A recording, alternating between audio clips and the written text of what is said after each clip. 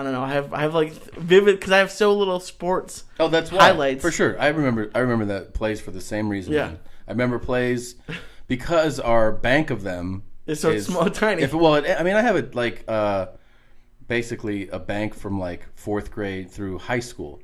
But then if you talk to somebody that played college or professional, obviously like their bank of memories, But like I vividly remember like certain. I remember getting a guy. Like the first, like, not just big, strong guy, but savvy. You know what I mean? By savvy, like, this dude actually figured out. On the high school level, you're not talking about, like, it's just, like, your pure ability. It's like, are you a really good athlete? Are you a mediocre athlete? And then you're just using your athletic. But some guys are, like tacticians, and it's really rare at that age. I remember this guy just being able to, like, read what I did, and then I remember one of his moves, like, was just to give you a head slap over your ear hole, and he was a big in football. Yeah, man, those ring differently. Those fucking hurt so much more than like somebody throwing a shoulder or arm into your chest. Like he gave me the head slap on the side, and I was like, "What the fuck?" And he knew what he was doing, and like he knew, like he led me into it. Even like he like walked me into it, and then came around with his big long fucking arm. He was probably 6'6", like 6'5", 6'6". And a big kid for a fucking high school kid, like 270, like he was a big guy. And those guys, like you don't see that not every high school team has that fucking guy, where he's not just like a big strong kid, but he knows like the insides of like how to figure out what you're doing. It's really rare. Yeah. I was terrible. Really? I was terrible. Well, you practiced basketball a lot. I was terrible in baseball. Listen. Wait, the worst things to be is bad in baseball when you're Cuban. Okay, and I joined the North Bergen leagues. I joined the stickball leagues in New York. I was good in New York. The problem I always had growing up, and we never talked, so it's great. I had a big problem. Like I was great in practice. Yeah. But I was horrible in games. So with baseball, did you get nervous? I don't know what it was. With baseball, I remember my highlight of baseball was winning the ball at Red Berry's baseball camp in Miami one summer. I won the in-leaguer of the week. Like I was the best camper, yeah. Not the camper, not the best on the team, but for the week, I was the best infielder. Oh, okay. I was the first baseman, and I got 2 balls, and I threw a guy at second, and I got 3 hits. But then when I go to North Bergen, I'd strike out, and balls would go between my legs. And then I tried basketball. And I was fucking horrible at that. And then I got into football. And football, I showed little promise when it was 13 to 15, because I couldn't play in high school because I was always 143. You couldn't weigh more than 135. What? So, yeah, in high school you had 120, not high school, middle school? Grammar school, yeah. The Eagles and the Red Raiders. So you had to be 125 and 135 for the Raiders. I was always tall and lanky, so I couldn't fucking.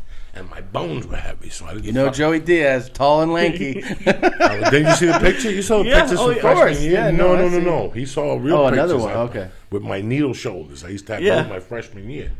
And then, freshman year I went out and I sucked in football. But I tell you where I started to break out, karate.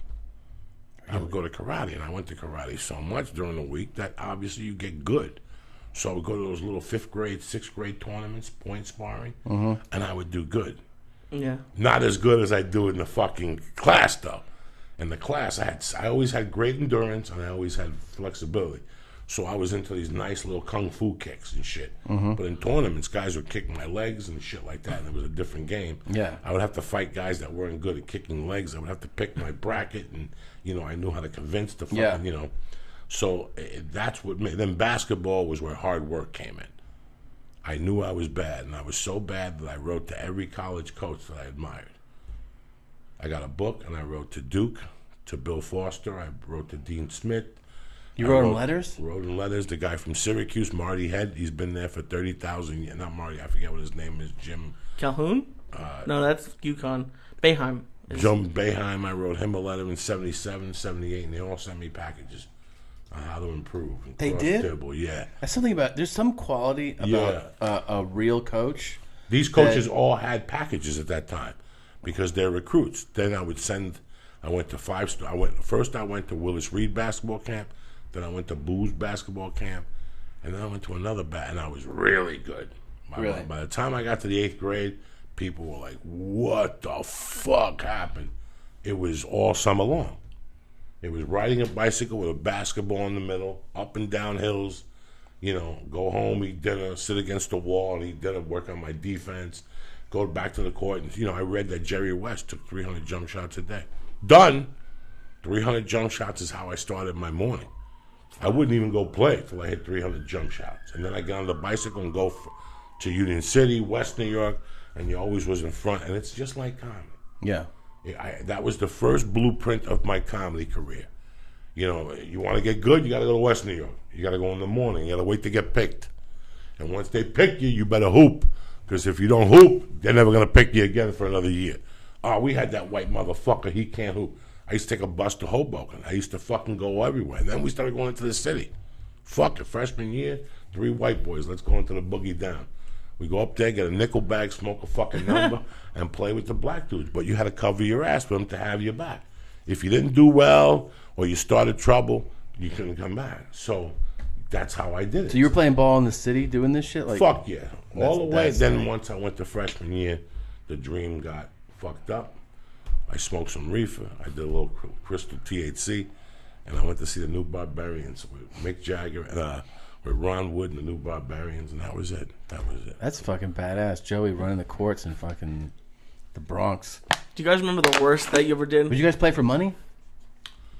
Once I didn't play high school ball anymore. I would play for money in the afternoons buying hashways.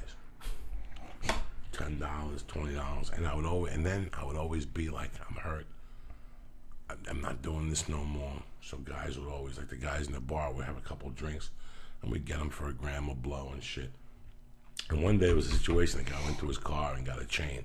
Jesus. He said we what do you call that when you set people up?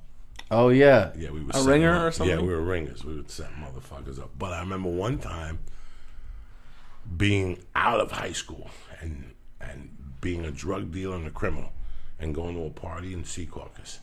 And me and some guys were at a party hanging out, and these guys come up to us, hey, you want to play? Yeah, 50 a game. And I'm like, and they're looking at me like, let's tear these motherfuckers up. It was a 7-point game. They scored 7 unanswered points and took our money. We just got in the car and went home.